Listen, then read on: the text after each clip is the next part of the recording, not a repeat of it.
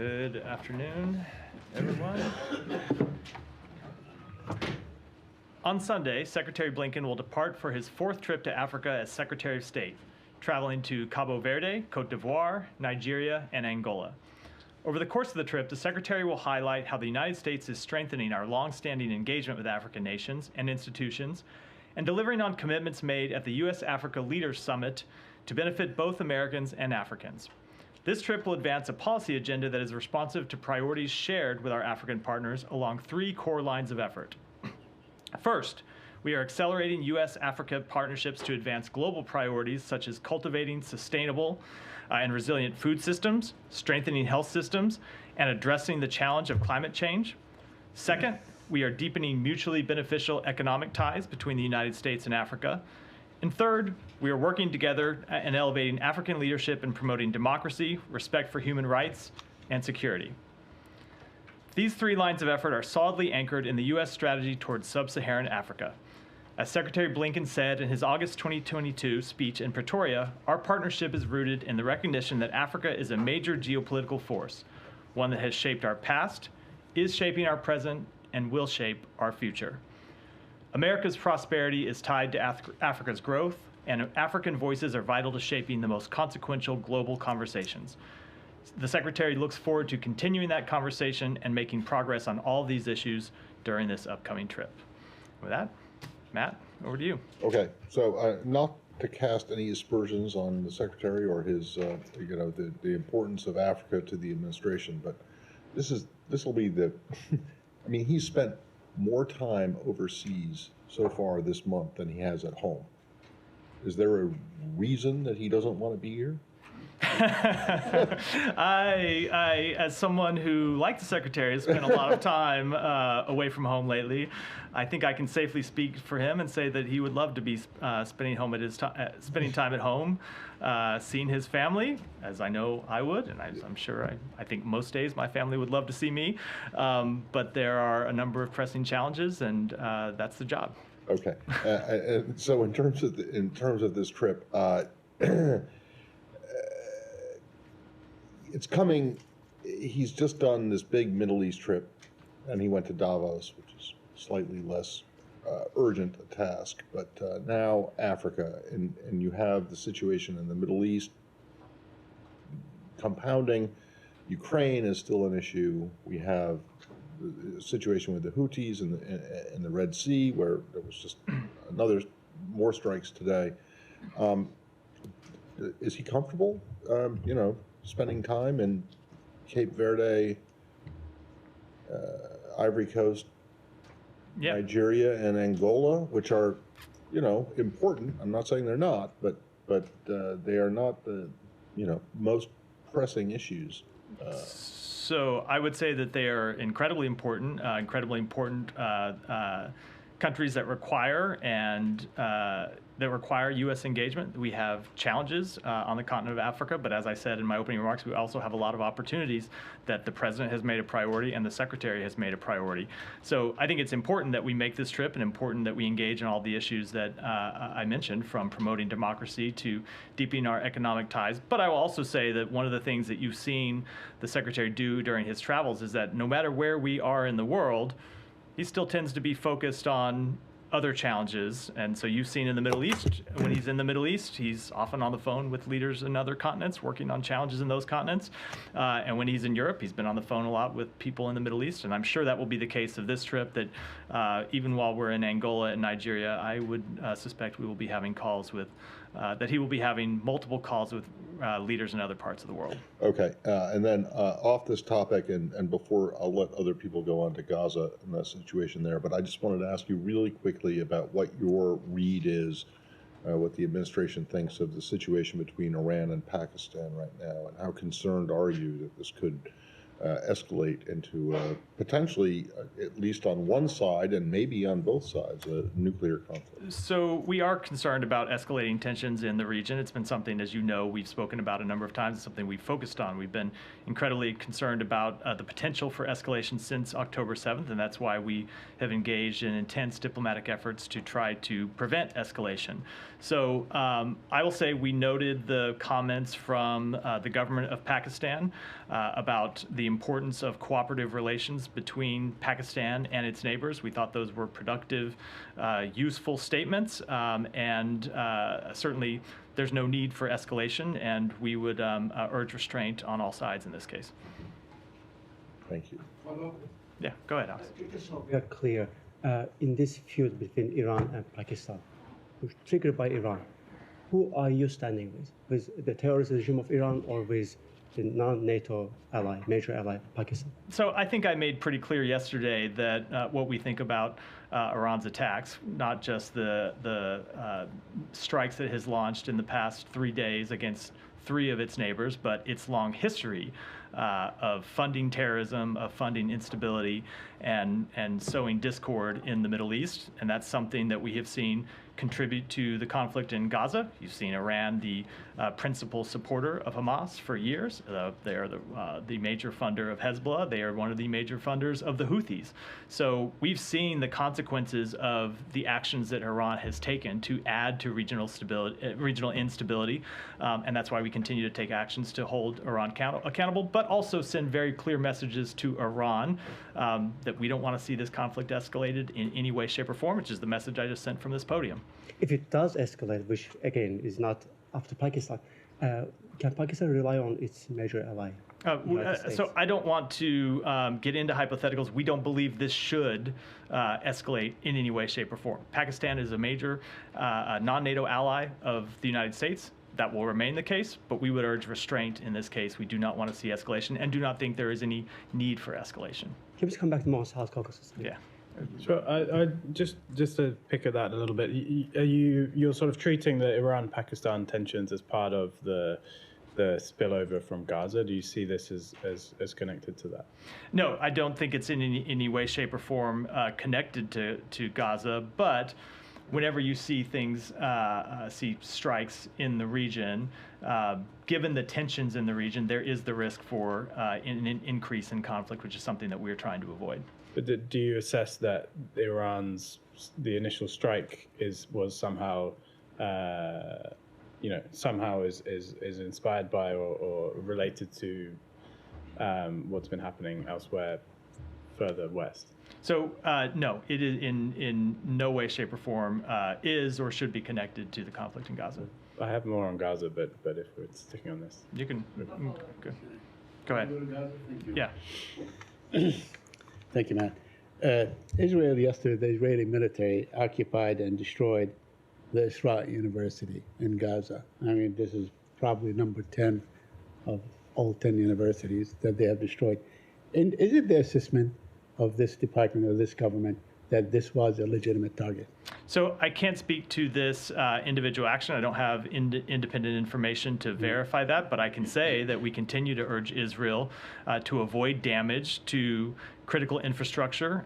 That would, of course, include universities, and to ensure the protection of humanitarian and medical sites. That has been something we have urged from the outset of this conflict. I will make the point that I always make, that it is very difficult, and again, I'm not talking about this particular site because I don't have information about this particular site, but it is always difficult when you see Hamas use those civilian sites to hide its fighters, to launch attacks on Israel, but it doesn't change the burden that Israel has to comply with international humanitarian law and avoid strikes, avoid military action against humanitarian infrastructure. But there seems to be no evidence that there were any fighters, in fact, any presence of any kind of military presence in the university itself. But that, we've seen, you keep saying that you want Israel not to destroy the infrastructure.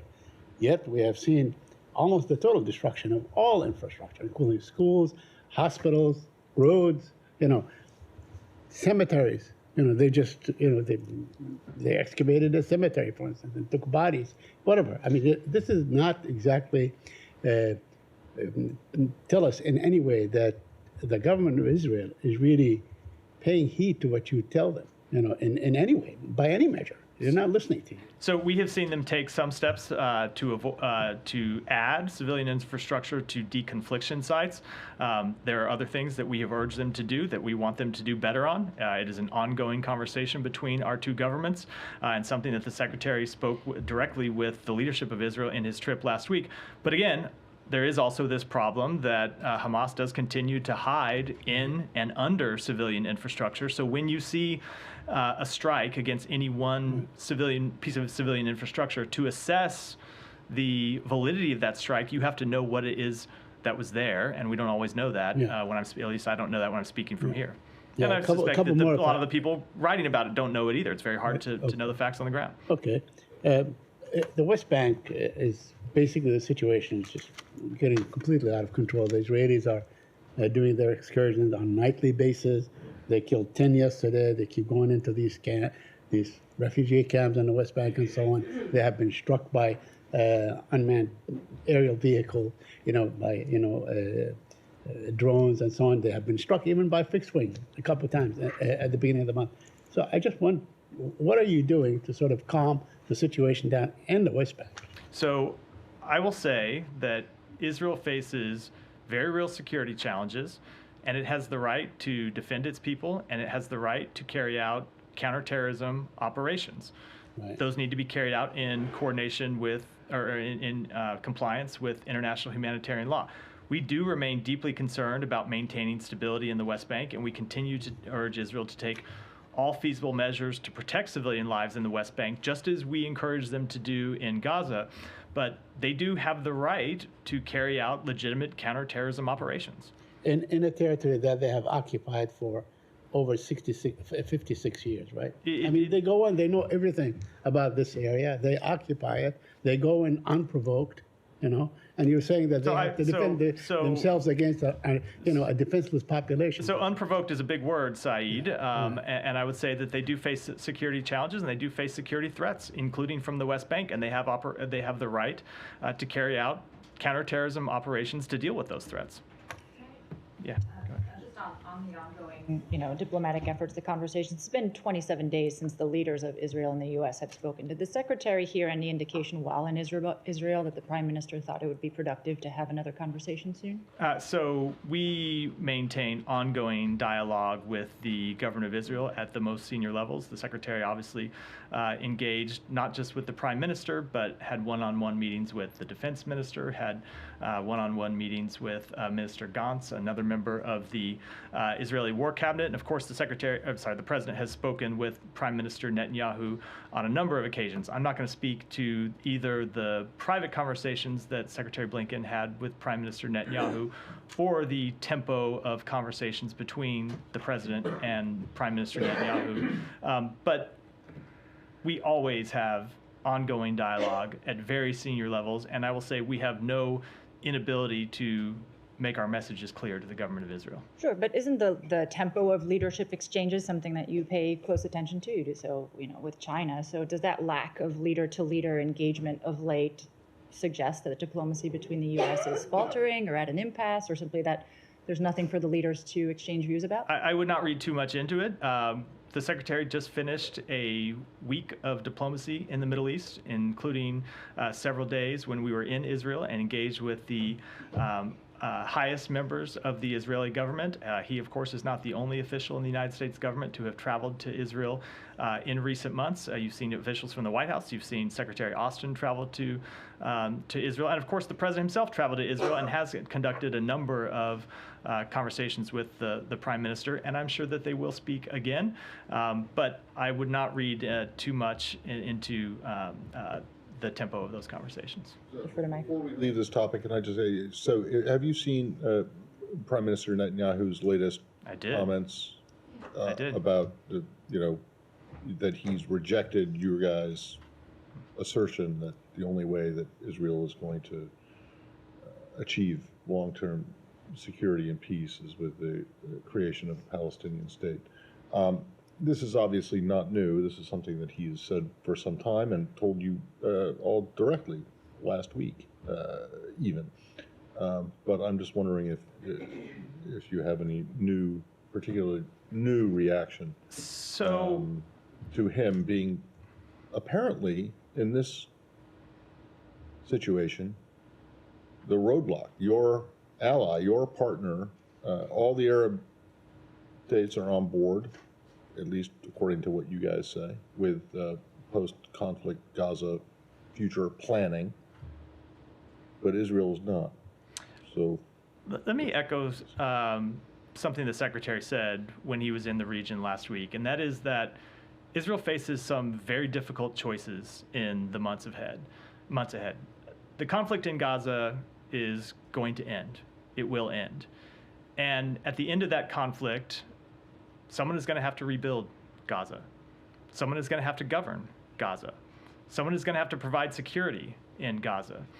And one of the things the Secretary was able to achieve in his travels through the region last week are commitments from other countries in the region that they would participate in the reconstruction of Gaza, that they would participate in helping establish Palestinian-led governance of Gaza, but they would only do that if there was a tangible path to establishment of a Palestinian state. But the question is actually bigger than that, because the question is not just about the short-term future of Gaza, but it is about how you solve this long-term challenge that Israel has, which is how Israel ensures real security for itself and how it ensures that October 7th is never repeated again. And the opportunity that Israel has right now before it is that for the first time in its history, you see the countries in the region who are ready to step up and further integrate with Israel and provide real security assurances to Israel. And the United States is ready to play its part too, but they all have to have a willing partner on the other side. So we will continue to reiterate to the leadership of Israel, the government of Israel, and to the people of Israel that these are the opportunities that they have. These are the challenges that they face, but there is no way to solve their long-term challenges, to provide lasting security, and there is no way to solve the short-term challenges of rebuilding Gaza and establishing governance in Gaza and providing security for Gaza without the establishment of a Palestinian state. And so this is clearly going to be a conversation. We've had direct conversations with him, and now we're having a public conversation as well. But it's going to be a process. You think that Netanyahu is basically squandering an opportunity for real lasting peace for his country? I don't want to characterize his remarks, but I will say that there is a historic opportunity that Israel has to deal with challenges that it has faced since its founding, and we hope the country will take that opportunity. All right, and then what makes you said at some point, at the beginning of your answer, you said at some point the war in Gaza is going to come to an end. Why are you so confident of that? I mean, the situation right now appears to be one in which this is going to be never-ending, and the youth who survive in Gaza, Palestinian youth, have been radicalized to the point where, or seem to have been radicalized to the point where there isn't going to be an end anytime soon, even with the creation of an independent Palestinian state. That is such a good question, Matt. I will say we believe that the short-term conflict will come to an end. We've had conversations with the Israeli government about that, about how they will transition to lower tempo operations. But they see an end to this conflict. We see an end to this conflict. But you're right. Do they? Are you convinced that the Israelis do see an end to this conflict? I'm convinced that they do. But to get to your underlying question, that does not solve the long-term challenge. And we think the only way to solve the long-term challenge is to offer a solution that answers the legitimate hopes, dreams, aspirations of the Palestinian people. And the last one, based on Saeed's question about the demolition of the university. I don't know if you've seen the video. It's pretty widely available. I have seen the video. Certainly looks, I mean, it looks like a controlled demolition. It looks like what we do here in this country when we're taking down an old hotel or a stadium. And you have nothing to say? You have nothing to say about this? I mean, to do that kind of an explosion, you need to be in there. You have to put the explosives down, and it takes a lot of planning and preparation to do. And if there was a threat from this particular facility, they wouldn't have been able to do it. So I have seen the video. I can tell you that it is something we are raising with the government of Israel, as we often do when we see raising as when we see to ask questions and find out what the underlying situation is, as we often do when we see reports of this nature. But I'm not able to characterize the actual facts on the ground before hearing that response. Yeah, but you saw the video. I did see the video. I don't mean, know. it looks like I don't know what was. it looks I like, don't you know know, what was a under that bridge being imploded. I don't know or what was under something. that building. I don't know what was inside. Well, yeah, inside. but it doesn't that matter building. what was under the building because they obviously got in there to put the explosives down to do it in the way that they did. Again, I'm glad you have factual certainty about it. I just I don't. All I just have don't. is what I saw in the video. I just right? don't. And I think you guys but saw I it can too. say we did see it, and I can say that we have raised it with And the it's government not of Israel. troubling to you? We are always troubled by any degradation of civilian infrastructure in Gaza, but without knowing the actual underlying circumstances. I'm a little hesitant, I think for reasons that should be understandable, to pass definitive judgment on it from this podium. Can I ask you just a Yes, quick go follow-up? ahead. Not on Come this to you issue, next. but on something that you said. You said you see an end to this conflict in the short term and so on. Yeah. What does this end look like in your view? So we believe that there are military goals that are achievable for the government of Israel. But to get into the point I was making, that ultimately there also needs to be a political resolution. And there needs to be a political path towards statehood for the Palestinian people.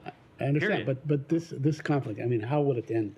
How is it going to end? I did You not know, bring the my pres- crystal ball today, Saeed, Right. so I'm afraid I'm But not you going to know, offer you- any but predictions. you've become quite an but expert at the. What's that? And I'm saying you guys have a great deal of expertise that basically can give you sort of a direction on how this is going to end at one point, whether it's next month or in 2 months or whatever. So I am not going to make predictions about it, but we do believe that this conflict, as all conflicts do, will end at some point, and that there needs to be a political path forward for the establishment of a Palestinian state. That is the only way, not just to answer the legitimate hopes, dreams, aspirations of the Palestinian people, but it is also, and this is critical, the only way to provide lasting security for the Israeli people.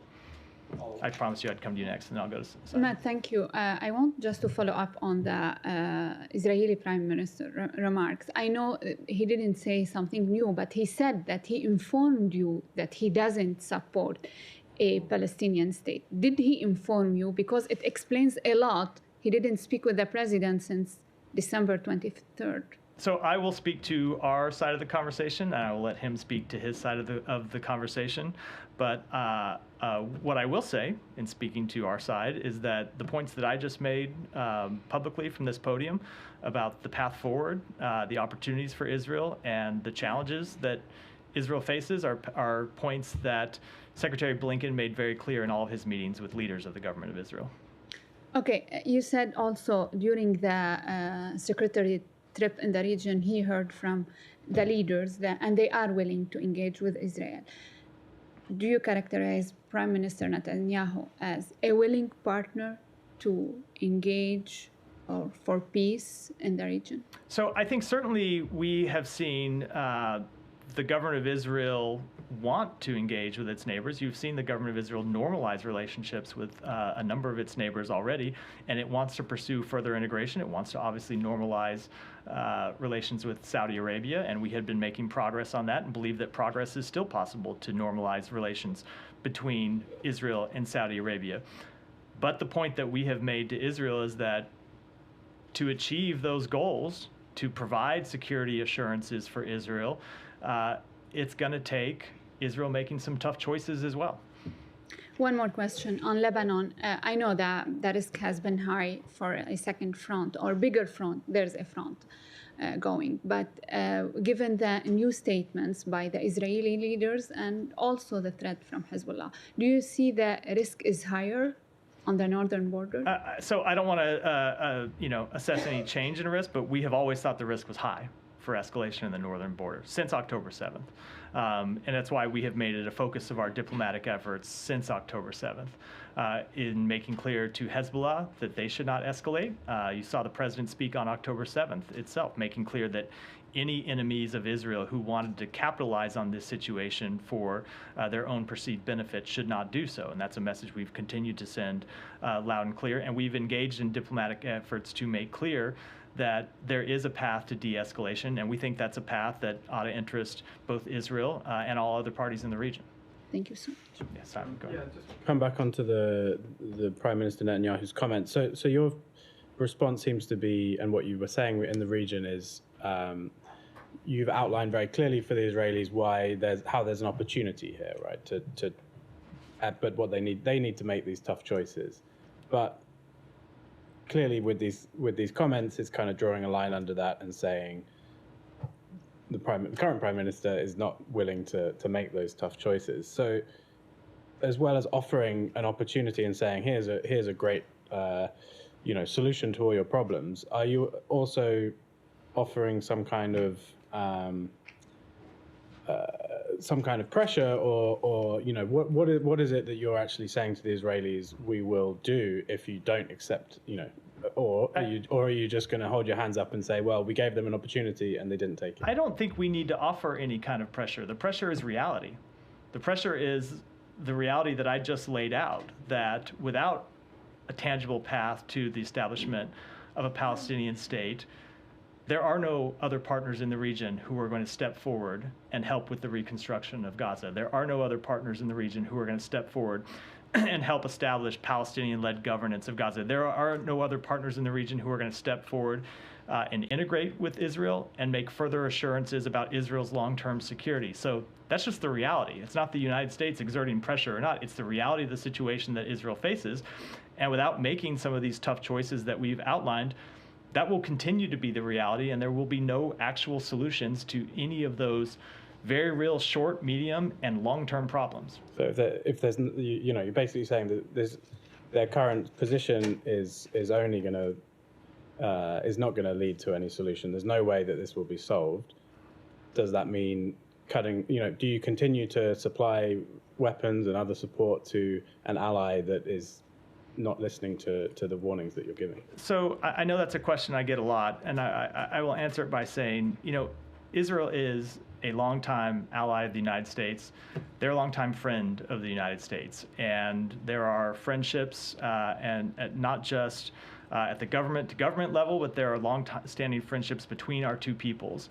And one of the things that you can do when you have this kind of long-time alliance and long-time friendship is that you can have these very frank, candid, and sometimes actually quite difficult conversations, both with the leadership of the country and with the country at large. And that's what you saw the secretary do in his last trip, where he didn't just lay all this out to the government. He laid this all out publicly in a speech in Israel, that was in a speech in Israel. And we will continue to make that clear publicly. We will continue to make it clear privately, because we do really believe the choices are stark. But the message is, I guess, that you could read from that is that U.S. support for Israel is not at risk, no matter what choices they make. So our support for Israel remains ironclad, but that doesn't mean that there are no differences between our two countries, and that there will not be any differences between our two countries. We have differences with all of our allies. There are things that we don't necessarily see 100% eye to eye on. But again, I think the question here is less about a difference in opinion about a path forward between Israel and the United States. The question is really more about the opportunity that Israel faces and whether they will grab it, because this is not a question of the United States pressuring them to do anything. This is about the United States laying out for them the opportunity that they have, in part because of the work that we did, that Secretary Blinken and the President Biden have done to talk with other countries in the region to make clear that there is a path for further integration. There is a path for real security assurances. But again, we can't make those choices for anyone. They have to make them for themselves. Olivia, and then I know I have to get to some of the other hands in the room. So if there's something else Yeah, no, about go that ahead. specifically. Well, so a day after the SDGT designation, the Houthis' attacks in the Red Sea have continued unabated, arguably intensified, targeting U.S. interests. The U.S. is now the sole power conducting strikes on Houthi interests. So where is the international coalition that the U.S. had worked so hard to galvanize in order to deter these Houthi attacks? So if you look at the coalitions that we have assembled there, people have a number of different roles. There are more than 40 countries that issued a statement making clear that they condemned the Houthis' attacks. There is a coalition of more than 20 countries that we assembled for Prosperity Guardian to defend against the Houthis' attacks. There are all the countries at the United Nations Security Council who voted to make clear that those attacks are unacceptable. And then there are the countries that participated in direct military action. And of course, that is a smaller group of countries. That's always going to be the case when it comes to action of this nature.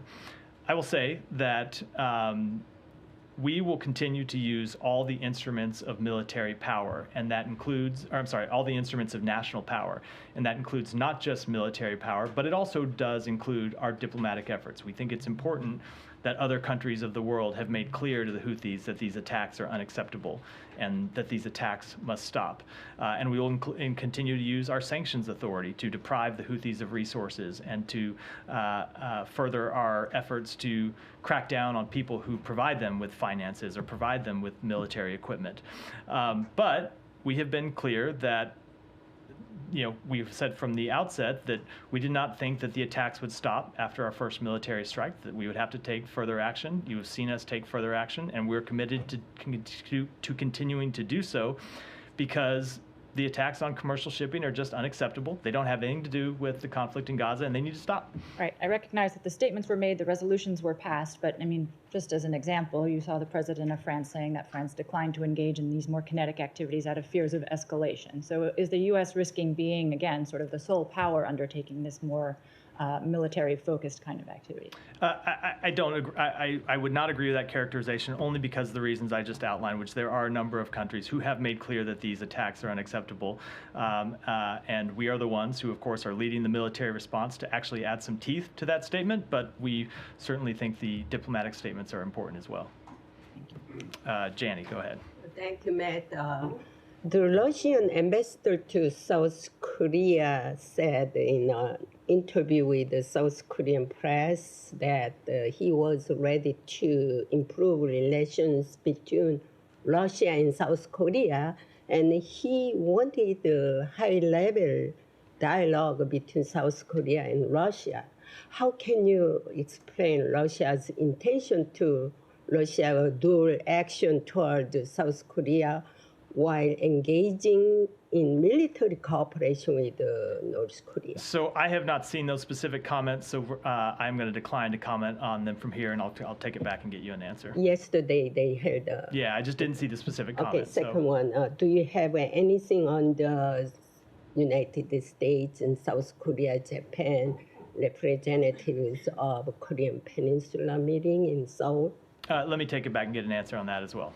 Thank you. Thank you, Matt. Very quick question on Bangladesh. What steps will the United States take in response to the reported sham election in Bangladesh involving the undermining of democracy and imprisonment of thousands of opposition members? As you mentioned in your statement, that election was not free and fair. So we do remain concerned by the arrest of thousands of political opposition members and by the reports of irregularities on election day. We share the view with other observers that these elections were not free and fair. We regret that not all parties participated, and we condemn the violence that took place during elections and in the months leading up to it. We are now encouraging the government of Bangladesh to credibly and transparently investigate the reports of violence, to hold perpetrators accountable, and we all urge all parties to reject political violence. Go ahead. Matt, in light of an NBC News report yesterday that describes President Biden and Saudi Prince Salman's frustrations with Prime Minister Netanyahu, who refuses to accept a Palestinian state as a required pathway to peace, what is your response to Prime Minister Netanyahu and evangelical Christians who oppose the establishment of a Palestinian state to divide Israel? I think this is the point in the press conference where I just say IBID. Is that how you pronounce it? The term you see in IBID? Is that, so I have it wrong? IBID? I think I've spoken to that at some length, probably at too much length. So I'll refer you to my earlier comments. Okay, then follow up. Do you expect Iran to cease their hostilities against Israel if Israel agreed to a Palestinian state, given that Iran's Ayatollah has called for the total annihilation of Israel? So one of the things that the Secretary made clear when we were in the region is actually the answer to Iran's aggression against Israel is this further integration with other partners in the region. Iran clearly is not interested in peace with Israel, but other countries are. And there are other countries that are willing to step up and normalize their relationships with Israel, to integrate Israel further into the region, and to have real lasting security agreements with Israel. And what that would do is it would further isolate Iran and isolate the groups that Iran funds, the Houthis, Hezbollah, Hamas, and at least take some steps to depriving those groups of the political oxygen that they use to recruit new members. So it's precisely because of the long-term threat that Iran poses to Israel's security and to the security of the entire region that we think the establishment of the Palestinian State is so important. About Iran also, since the head of the snake is Iran that is fueling unrest in the Middle East, what do you see the U.S. and its allies can do to stop their aggression? So, as I've said a number of times from this podium, we will continue to take actions to deter Iran's hostile activities. We will continue to take actions to hold Iran accountable for its activities. We've imposed more than 400 sanctions on Iran since the outset of this administration, and we will continue to take whatever actions are appropriate. Thank you, Matt. A question on that is Syria. NGO forum warning on the escalation of hostilities between Turkey and SDF. From January 13 to 16, 2024, 14 verified strikes were conducted across northwest Syria. At least 6 civilians were being injured, and at least 26 critical infrastructure sites are either severely damaged or out of service. This is what they mentioned in their report they published yesterday. I understand that Turkey is your NATO ally, and SDF is your local partner. They are fighting against ISIS with you. So how does the United States is trying to make these two parties to get together and de-escalate the situation? So let me take that back and get you a and complete one more answer. question. Yeah, go ahead. Yeah. Iraqi Prime Minister says that the US-led military coalition in Iraq is no longer needed. I understand that you are in Iraq on the Iraqi invitation, but now the Iraqi government repeatedly says that they don't need the US-led coalition to fight against ISIS. What's your assessment? Do you think that you still need to be there to face the ISIS? How do you see that? So I will say that we are there at the invitation of the government of Iraq. There is a process that we go through to engage in dialogue with the government of Iraq, and we will continue to engage in that process. Well, let's remember that you got there first without the invitation of the government of Iraq, and then you stayed, and through repeated administrations, while the Iraqi parliament, after the invasion and the return to their quote-unquote sovereignty, they have asked numerous times for U.S. troops to leave, and you guys have basically given them the finger and said, no, we're not going anywhere. And that was not just the Obama administration or the Bush administration, but also the Trump administration and now this administration. So is there a process ongoing right now, a discussion with the Iraqis about the eventual withdrawal? I am not going to get into the substance of our conversation, but we have an ongoing process with the government of Iraq to talk about exactly these issues, the status of our forces in Iraq, and we are there at the government of Iraq's invitation, and beyond that, I don't want to discuss our private diplomatic conversations. How many times does the invitation have to be like rescinded before you actually agree with it? So I don't think I'm going to accept the premise of the question, but I will say that we engage in ongoing and private diplomatic conversations about all of these issues. Telling them that's very nice, but no thank you, we're staying. Go ahead. Thank you, sir. So a member of the media in Pakistan have reported that Pakistani authorities consulted with the U.S. before the airstrikes in Iran. Is it true? I do not have any private conversations to read out. And sir, India's role in assassination attempt on Sikh activist Gurpatwant Singh Pannu was highlighted at yesterday's congressional hearing on transnational repression. Sir, is there any update from India about their internal investigation on that assassination attempt? So I will say that that is the subject of an ongoing Department of Justice investigation, or I should say, ongoing legal matter, law enforcement matter, and because of that, I'm going to decline to comment. So when you say that the election results in Bangladesh were not credible, free, or fair, does this imply that the U.S. will not recognize Prime Minister Sheikh Hasina's 4th straight term? No. I'll go ahead. Thank you. Lots of stuff has been heard about Iran and their activities. Is the U.S. at all happy that Pakistan took the action to at least teach them? Because after a long time, somebody has taken step to go inside Iran or, you know? So I did speak to this earlier, and what I said was that we are concerned about escalating tensions in the region, and we will continue to urge all parties to show restraint. Okay, one more. Elections in Pakistan are happening, and you are hoping that the escalation will not grow. And the elections are such that Imran Khan is out. Obviously, his foreign minister is arrested. His interior minister is arrested. Many of his party ticket has been taken from him.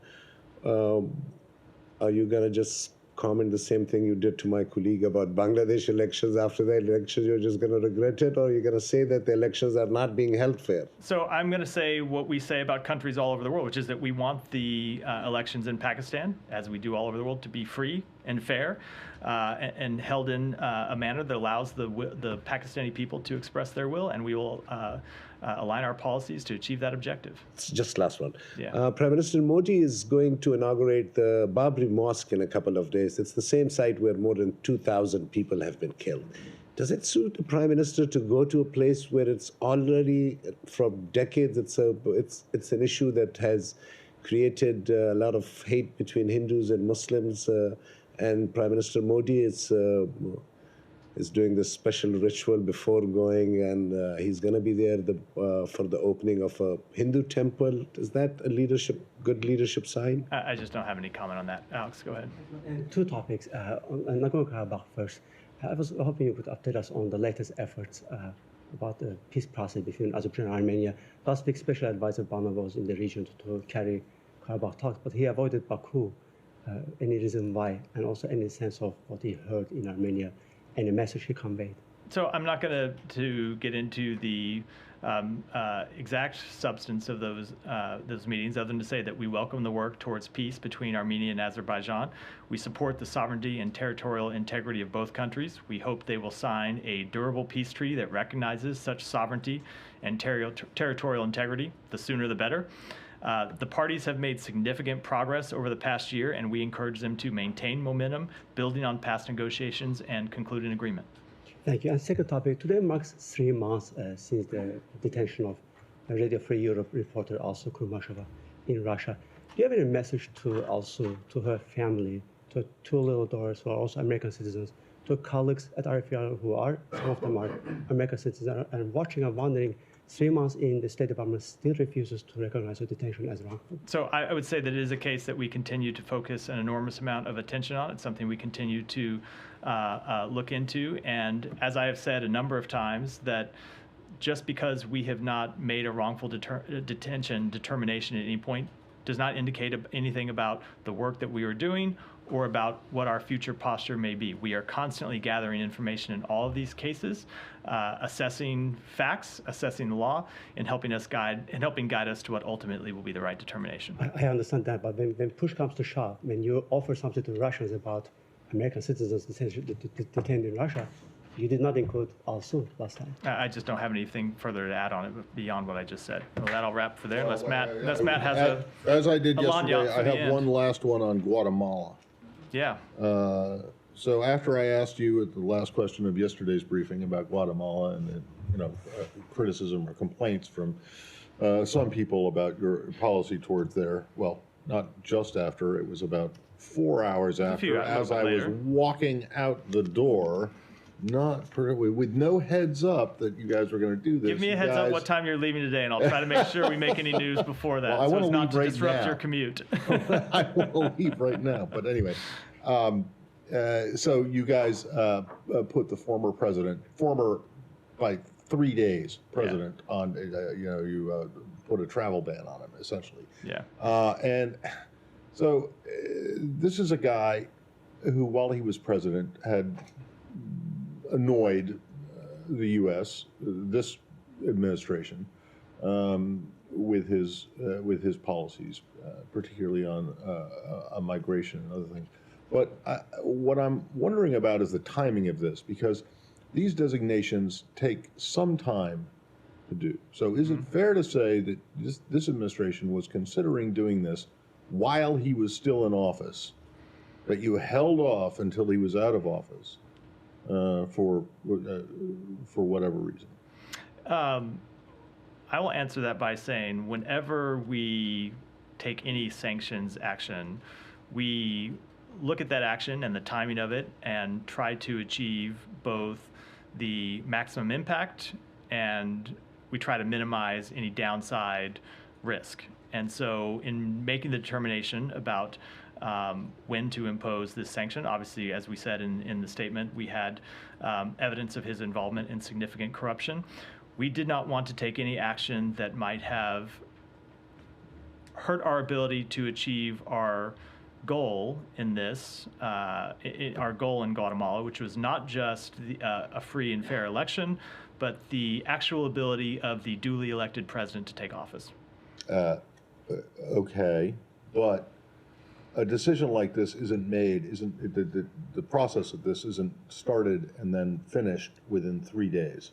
Correct. And clearly you had, if you say you have this evidence against him for massive corruption, or I don't know what the adjective was in front of corruption, but if you had some significant evidence of significant corruption, why didn't you act against him while he was still president? So I don't want to get into the exact timeline, but the point I was making here is we, in looking at how to maximize the impact of this, did not want to take any action that would impede what we were trying to achieve, which was a free and fair election, and remember that there was significant risk of the duly elected president not being able to take office, and we had to make an assessment whether any action we were doing would add to that risk. Well, so you keep saying maximize. You wanted to maximize. In fact, you minimize. wanted to minimize. No. Did you say no? Minimize the risk. Also, the risk that I'm just outlining. Well, okay. So what is maximizing the impact? What does that mean? So how did this announcement coming 3 days after the guy left office? How did that maximize? What I said is, as a general statement, we're trying to do two things: maximize impact, minimize risk. Yeah. And I think what you just heard me outline is a risk that we were aware of, that we were trying to avoid. That was any action that we take that might in any way impact the president-elect's ability to take office, which, as you know, was it did not go without hitch. It did exactly my point. It did not go without hitch, and we did not want to do anything that might make it more difficult. You think that holding off on this was part of the reason, or part of what allowed him to eventually take the new president to take the oath? I think that establishes a causal link that I was not prepared to make, but the point I was making is we did not want to add to risk in any way. Okay, but then when you talk about maximizing the impact, wouldn't the impact be maximum or most? I don't know what the Latin is. A maximus impactus. If you had done it while he was still not if head of state. Not if we raise the risk of the elected president, the duly elected president, not taking office. No, that would not have maximized the impact. All right, well, in there. Thanks, everyone.